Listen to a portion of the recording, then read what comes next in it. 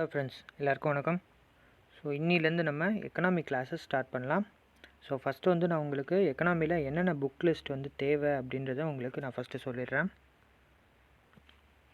So prelims mains எல்லாத்துக்குமே வந்து இந்த புக் லிஸ்ட் அண்டு சோர்சஸ் மட்டுமே போதும். ஸோ மெயின் புக் அப்படின்னு பார்த்தீங்கன்னா ரமேஷிங் இந்தியன் எக்கனாமி வந்து நம்ம கான்செப்ட்ஸ் அண்டர்ஸ்டாண்ட் பண்ணுறதுக்கு. ஸோ இன்டெப்த் கான்செப்ட் வந்து நீங்கள் புரிஞ்சுக்கணும் அப்படின்னா key concepts of Indian economy Shankar Ganesh Karuppiah book வாங்கிக்கோங்க. ஸோ அது இல்லாமல் கரண்ட் அஃபேர்ஸ் நியூஸஸ்லாம் எனக்கு வேணும் எக்கனாமி ரிலேட்டடாக அப்படின்னா எக்கனாமிக் பொலிட்டிக்கல் வீக்லி ரெகுலராக படிங்க. Yojana Kurukshetra BRS legislative research வெப்சைட்டை வந்து ரெகுலராக பாருங்கள். ஸோ இது மூணுத்துலேருந்து வந்து நமக்கு சோர்சஸ் ஆஃப் இன்ஃபர்மேஷன் நமக்கு நிறையா கிடைக்கும். ஃபார் மெயின்ஸுக்கு வந்து பாயிண்ட்ஸ் வந்து நீங்கள் எடுக்கணும் அப்படின்னா இதில் வந்து டேட்டாஸ் வந்து அக்யூரேட்டாக இருக்கும். ஸோ கான்செப்ட்ஸ் உங்களுக்கு புரியறதுக்கு வந்து மேலே இருக்கிற அந்த 2 புக்கையும் வந்து நீங்கள் யூஸ் பண்ணிக்கோங்க. ஸோ இது இல்லாமல் நீங்கள் வேறு புக் யூஸ் பண்ணுறீங்கன்னா ஒன்றும் ப்ராப்ளம் இல்லை. ஸோ நான் யூஸ் பண்ண புக் வந்து இந்த books and sources. So economy வந்து எப்படி படிக்கணும் அப்படின்னு பார்த்தீங்கன்னா 2ஆக பிரிச்சுக்கோங்க. Economy, core economy and basic economics அப்படின்ட்டு. ஸோ கோரில் வந்து என்னென்ன வரும் அப்படின்னு பார்த்தீங்கன்னா நேஷ்னல் இன்கம், இன்ஃப்ளேஷன்னா என்ன, டேக்ஸ் பற்றி படிக்கிறது, ஃபைனான்ஷியல் மார்க்கெட் பற்றி படிக்கிறது, banking, insurance, public finance, security market, external sectors இதெல்லாமே வந்து உங்களுக்கு கோர் பார்ட்டில் வந்துடும்.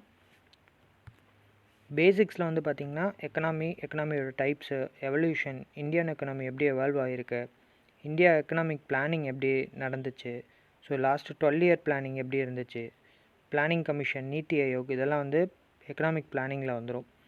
ரிஃபார்ம்ஸ், எக்கனாமிக் ரிஃபார்ம்ஸ் என்னென்ன பண்ணியிருக்காங்க இது வரைக்கும், அப்புறம் 3 sectors agri, manufacturing and service sector அதை பற்றி, அது இல்லாமல் இன்டர்நேஷ்னல் ஆர்கனைசேஷன் இதெல்லாம் வந்து பேசிக்ஸில் வந்துடும். நம்ம வந்து கோர் டாபிக்ஸ்லேருந்து ஸ்டார்ட் பண்ணலாம். பேசிக் டாபிக்ஸ் வந்து ரொம்ப ஸ்டாட்டிக்காக தான் இருக்கும், அதை நம்ம கடைசியாக கூட நம்ம கம்ப்ளீட் பண்ணிடலாம். கோர் டாபிக்ஸ் தான் வந்து கரண்ட் அஃபேர்ஸ் அண்டர்ஸ்டாண்டிங்க்கு ரொம்ப ரொம்ப யூஸ்ஃபுல்லாக இருக்கும். ஸோ அந்த கோர் டாப்பிக்கில் ஃபஸ்ட் டாபிக் அப்படின்னு பார்த்தீங்கன்னா நேஷ்னல் இன்கம். ஸோ தேசிய வருமானம். ஸோ ஒரு நாட்டோட வருமானத்தை வந்து எதுக்காக கணக்கிடணும் அப்படின்னு பார்த்தீங்க அப்படின்னா வந்து அந்த கண்ட்ரியோட எக்கனாமிக் பர்ஃபார்மன்ஸ் எப்படி இருக்குது அப்படின்னு தெரிஞ்சுக்கிறதுக்காக வந்து நேஷ்னல் இன்கம்மை கணக்கிடுவாங்க. அது மட்டும் இல்லாமல் பர் பர்சனுக்கான இன்கம் எவ்வளோ இருக்குதுன்னு தெரிஞ்சுக்கிறதுக்காகவும் நேஷ்னல் இன்கம்மை கணக்கிடுவாங்க. ஸோ இந்த நேஷ்னல் இன்கம் எப்படியெல்லாம் வந்து கேல்குலேட் பண்ண முடியும் அப்படின்னு பார்த்தீங்கன்னா அந்த கண்ட்ரியோட இன்கம் மெஷராக இருக்கலாம், அதாவது வருமானத்தை மட்டுமே எடுத்து கணக்கிடக்கூடிய ஒரு விஷயமா இருக்கலாம். இல்லை அப்படின்னு பார்த்தீங்கன்னா அந்த நாட்டோட மொத்த ப்ரொடக்ஷன் எவ்வளோ ஒரு வருஷத்துக்கான ப்ரொடக்ஷன் இருக்குது அப்படின்றத வச்சும் வந்து நம்ம நேஷ்னல் இன்கம்மை கணக்கிட முடியும். ஸோ அதை தான் வந்து என்ன சொல்லியிருக்காங்க, it is a measure of income flown from production. So நம்ம ப்ரொடியூஸ் பண்ணுற விஷயங்கள் மூலயமா நமக்கு கிடைக்கக்கூடிய வருமானம் அப்படின்னு சொல்கிறாங்க. இல்லை அப்படின்னு பார்த்தீங்கன்னா sum total of spending involved for the production of output. So நம்மளோட ப்ரொடக்ஷன் மூலியமாக கிடைக்கக்கூடிய வருமானம் அதையும் வந்து நேஷ்னல் இன்கம் சொல்லலாம். இல்லை அப்படின்னு பார்த்தீங்கன்னா நம்ம அந்த ப்ரொடக்ஷனுக்கு தேவையாக நம்ம எவ்வளோ இன்வெஸ்ட் பண்ணியிருக்கோம், அதாவது ஸ்பெண்ட் பண்ணியிருக்கோம் அப்படின்றதையும் வந்து நம்ம நேஷ்னல் இன்கமில் சொல்ல முடியும். ஸோ செகண்ட் டெஃபினேஷன் அப்படின்னு பார்த்தீங்க அப்படின்னா it is a measure of total value of goods and services produce by an economy over a period of time. So ஒரு வருஷத்துக்கு நம்ம கண்ட்ரியில் எவ்வளோ குட்ஸ் அண்ட் சர்வீசஸை ப்ரொடியூஸ் பண்ணுறாங்க, ஸோ அதை வந்து கணக்கிடுறதும் வந்து நேஷ்னல் இன்கமில் தான் சொல்கிறாங்க. ஸோ இந்த 1 இயர் கேப் அப்படின்றது வந்து பார்த்திங்கன்னா ஏப்ரல் 1லேருந்து மே 31 வரைக்கும் வந்து நமக்கு ஃபைனான்ஷியல் இயர் அப்படின்னு சொல்லிட்டு சொல்லுவாங்க. ஸோ இந்த ஒரு வருஷத்தில் எவ்வளோ ப்ரொடக்ஷன் நடந்திருக்கோ அதை தான் வந்து நம்ம நேஷ்னல் இன்கமில் சொல்லுவோம். ஸோ இதை தான் இந்த சிம்பிள் சார்ட்டில் சொல்லியிருப்பேன். எக்கனாமிக் பர்ஃபார்மன்ஸுன்றது வந்து பார்த்திங்கன்னா லெவல் ஆஃப் ப்ரொடக்ஷன்லேயும் இருக்கும், இல்லைனா டோட்டல் எக்கனாமிக் ஆக்டிவிட்டிலையும் இருக்கும். ஸோ இந்த நேஷ்னல் இன்கம்மை மெஷர் பண்ணுறதுக்கு 3 மெத்தட் இருக்குது. ஸோ இதை யார் சொல்லியிருக்கா அப்படின்னு பார்த்தீங்கன்னா சைமன் கொஸ்னாட்ஸ் அப்படின்றவர் தான் வந்து இதை சொல்லியிருப்பார். ஒன்று வேல்யூ ஆடட் மெத்தட், இன்னொன்று இன்கம் மெத்தட், இன்னொன்று expenditure method. Value added method அப்படின்றது வந்து ஒரு ப்ரொடக்ஷன் நடக்குது அப்படின்னா இன்டர்மீடியட்டில் வந்து நம்ம கொஞ்சம் வந்து வேல்யூ ஆட் பண்ணிக்கிட்டே இருப்போம் அதுக்கு. ஸோ அதை தான் வந்து வேல்யூ ஆடட் மெத்தட் அப்படின்னு சொல்லுவாங்க. இன்கம் மெத்தட் அப்படின்றது வருமானத்தை மட்டுமே வச்சு கணக்கிடுறது வேல்யூ ஆடட் மெத்தட். எக்ஸ்பெண்டிச்சர்ன்றது வந்து செலவை மட்டுமே வச்சு நம்ம சொல்கிறது வந்து எக்ஸ்பெண்டிச்சர் மெத்தட்.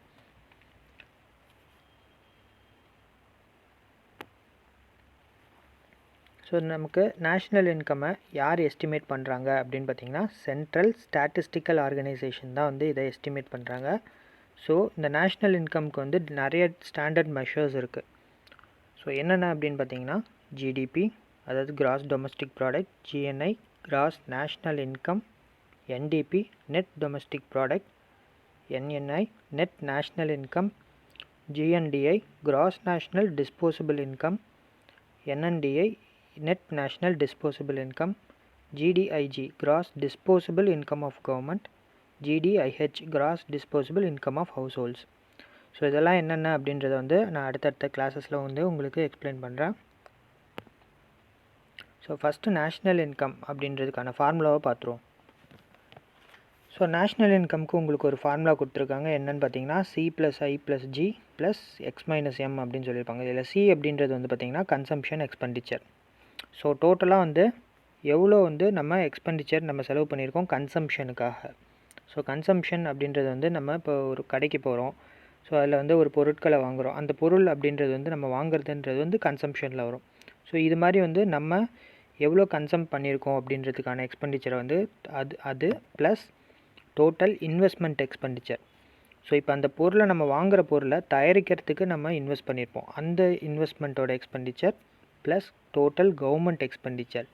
ஸோ இந்த பொருளை தயாரிக்கிறதுக்கு கவர்மெண்ட் எவ்வளோ ஸ்பெண்ட் பண்ணியிருக்காங்க plus export minus import. So ஒரு நாட்டிலேருந்து எவ்வளோ எக்ஸ்போர்ட் ஆகுது, எவ்வளோ இம்போர்ட் ஆகுது. அது எக்ஸ்போர்ட்னால் வந்து நம்ம என்ன பண்ணுவோம், நமக்கு வருமானம் வரும். இம்போர்ட்னால் நம்ம செலவு பண்ணுவோம். ஸோ இதை மைனஸ் பண்ணி வரக்கூடிய வேல்யூவை ஆட் பண்ணுவாங்க. அது மட்டும் இல்லாமல் net fraction income from abroad. So அப்ராடில் இருக்கிற பீப்புள் நம்ம நாட்டிலேருந்து அங்கே போய் வேலை செஞ்சு நம்ம நாட்டுக்கு பணத்தை அனுப்புகிறவங்க இருப்பாங்க, இல்லை இங்கேருந்து அங்கே பணம் அனுப்புகிறவங்களும் இருப்பாங்க. ஸோ இது எல்லாத்தையும் டோட்டலாக கவுண்ட் பண்ணி net fraction income from abroad அப்படின்னு சொல்லிட்டு ஒரு வேல்யூ இருக்கும். இதுலேருந்து டெப்ரிசியேஷன், இன்டைரக்ட் டேக்ஸ், அதாவது இப்போ இருக்க வந்து ஜிஎஸ்டி மைனஸ் சப்சிடிஸ். ஸோ இதை பண்ணோம் அப்படின்னு பார்த்திங்கன்னா இது நேஷ்னல் இன்கமோட டைரக்ட் ஃபார்முலா.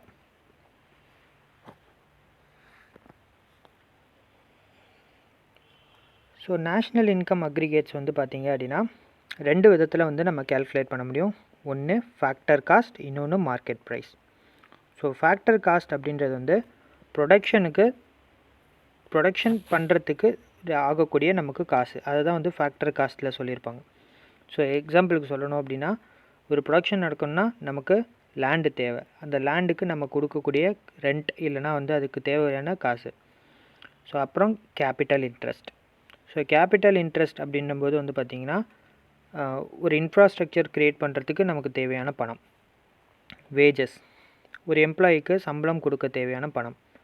அது மட்டும் இல்லை, ஒரு என்டர்ப்ரனர்ஷிப்பாக இருந்தது இல்லைனா வந்து ஒரு ப்ரொப்ரியேட்டர்ஷிப்பாக இருக்குது அப்படின்னா வந்து அவங்களுக்கு கொடுக்க வேண்டிய ப்ராஃபிட்ஸ். ஸோ இதெல்லாமே வந்து நம்ம கணக்கிடுறது ஃபேக்டர் காஸ்ட்டில் வரும். ஸோ ஃபேக்டர் காஸ்ட்டுக்குன்னு ஒரு ஃபார்முலா இருக்குது. அதாவது மார்க்கெட் ப்ரைஸ்லேருந்து நம்ம டாக்ஸஸை மைனஸ் பண்ணி சப்சிடிஸை வந்து ஆட் பண்ணோம் அப்படின்னா வந்து அது ஃபேக்டர் காஸ்ட். ஸோ இப்போ இந்த ஃபேக்டர் காஸ்ட்டில் தான் வந்து நம்மளோட நேஷ்னல் இன்கம்மை கேல்குலேட் பண்ணுறாங்க. ஸோ இப்போ இந்த மார்க்கெட் ப்ரைஸ் அப்படின்றது என்ன அப்படின்னு பார்த்திங்கன்னா நம்ம போய் காசு கொடுத்து வாங்குறது. ஒரு கஸ்டமர் வந்து மார்க்கெட், அதாவது சந்தையில் போயிட்டு காசு கொடுத்து வாங்குறது தான் வந்து மார்க்கெட் ப்ரைஸ் அப்படின்னு சொல்லிட்டு சொல்லுவாங்க. ஸோ இதில் வந்து பார்த்திங்கன்னா நம்ம டேக்ஸும் கட்டுவோம், நமக்கு சப்சிடியும் வரும். ஸோ இதில் என்ன பண்ணுவோம், நம்ம டேக்ஸை ஆட் பண்ணுவோம், சப்சிடியை மைனஸ் பண்ணுவோம். ஓகேங்களா? ஸோ இது வந்து மார்க்கெட் ப்ரைஸ். ஃபேக்டர் காஸ்ட்டுன்றது வந்து பார்த்திங்கன்னா டேக்ஸை மைனஸ் பண்ணி சப்சிடியை ஆட் பண்ணுவாங்க.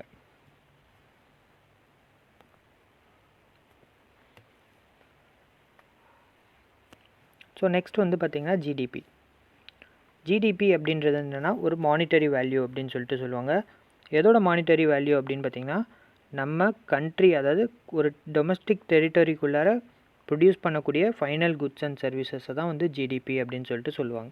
ஸோ இந்த ஜிடிபியில் என்னென்னலாம் வரும் அப்படின்னு பார்த்திங்கன்னா wage, salary, rent, interest, dividends, undistributed profits, mixed income, direct taxes, இது எல்லாமே வந்து ஜிடிபியில் வரும். ஸோ இது இல்லாமல் இன்னொரு விஷயமும் ஜிடிபியில் வரும். இன்கேஸ் நம்மளோட கவர்மெண்ட் டைரக்ட் கண்ட்ரோலில் இருக்கக்கூடிய ஏதாவது ஒரு விஷயம், லைக் வந்து எம்பசிஸ், ஒரு எக்ஸாம்பிளுக்கு தான் நான் சொல்கிறேன், எம்பசிஸ் எடுத்துக்கோங்க. இப்போ நம்மளோட இந்தியன் எம்பசி யூஎஸில் இருக்குது அப்படின்னு பார்த்திங்கன்னா அது மூலியமாக வரக்கூடிய வருமானம் அப்படின்றது வந்து பார்த்திங்கன்னா நம்மளோட இந்தியாவுக்கு தான் சேரும். அதாவது இந்தியாவோட ஜிடிபியில் தான் சேரும். ஸோ ஜிடிபின்றது டொமஸ்டிக் டெரிட்டரின்னு தானே சொன்னீங்க. எப்படி வந்து யூஎஸில் இருக்கக்கூடிய எம்பசியோட பணம் வந்து நமக்கு சேரும் அப்படின்னு பார்த்திங்கன்னா, நம்ம இந்தியன் எம்பசி யூஎஸில் இருந்தாலும் வந்து அது இந்தியாவோட எக்ஸ்டென்ஷன் ஆஃப் ஒரு ஆர்ம் அப்படின்னு தான் சொல்லுவாங்க அதை. ஸோ அது இந்தியாவில் இருக்கிறதா தான் வந்து கணக்கு. ஸோ அதனால் அதில் வரக்கூடிய வருமானமும் வந்து நமக்கு எங்கே சேரும்னா நம்மளோட ஜிடிபியில் தான் வந்து சேரும். ஸோ ஜிடிபி அப்படின்றது வந்து பார்த்திங்கன்னா 2 விதத்தில் கேல்குலேட் பண்ணுவாங்க. ஒன்று மார்க்கெட் ப்ரைஸ், இன்னொன்று ஃபேக்டர் காஸ்ட். ஸோ நார்மலாக ஜிடிபிக்கு வந்து நார்மல் ஃபார்முலா அப்படின்னு பார்த்திங்கன்னா consumption plus investment plus government expenditure plus net export. So இப்போ நேஷ்னல் இன்கம் ஆல்ரெடி வந்து நம்ம 3 மெத்தட் சொல்லியிருப்போம். Income, expenditure and value added method அப்படின்னு சொல்லிட்டு. ஸோ ஜிடிபிக்கும் வந்து பார்த்திங்கன்னா இந்த 3 அப்ரோச் மூலிமா ஃபார்முலாஸ் இருக்குது. ஸோ இன்கம் அப்ரோச்சில் வந்து பார்த்திங்கன்னா ஸோ வரவுகளெல்லாம் வந்து டோட்டலாக வந்து ஆட் பண்ணுவாங்க இதில். So total national income plus sales tax, depreciation plus net foreign income from abroad. So இது எல்லாத்தையும் ஆட் பண்ணால் நமக்கு இன்கம் அப்ரோச்லேருந்து ஜிடிபி கிடைக்கும்.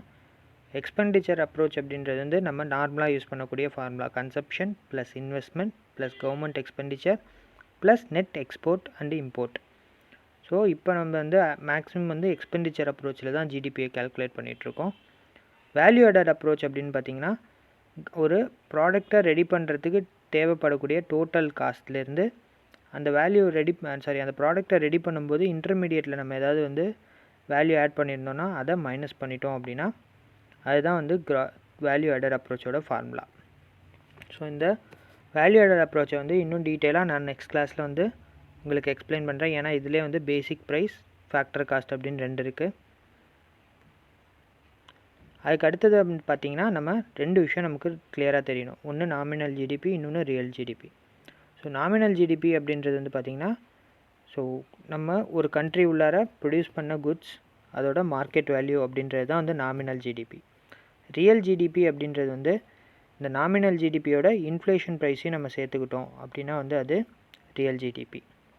ஸோ இது இல்லாமல் இன்னொரு டேர்ம் இருக்குது, க்ரீன் ஜிடிபி அப்படின்னு ஒரு டேர்ம் இருக்குது. ஸோ இந்த க்ரீன் ஜிடிபி அப்படின்றது என்னென்னு பார்த்திங்கன்னா நெட் நேச்சுரல் கன்சம்ஷன் அப்படின்னு சொல்லுவாங்க. அதாவது ஒரு ப்ராடக்ட் ரெடி பண்ணுறதுக்கு நம்ம என்ன நேச்சுரல் ரிசோர்ஸஸ்லாம் வந்து நம்ம கன்சியூம் பண்ணியிருக்கோம் அப்படின்றதுலாம் வந்து க்ரீன் ஜிடிபியில் சேரும். ஸோ நெக்ஸ்ட் கிளாஸஸில் வந்து பார்த்திங்க அப்படின்னா வந்து கிராஸ் வேல்யூ ஆடட்னா என்னென்னு சொல்கிறேன், நேஷ்னல் இன்கம் மெஷர்ஸ் அதாவது ஜிஎன்பி, என்என்பி இதெல்லாம் வந்து என்னென்னன்றது சொல்கிறேன்.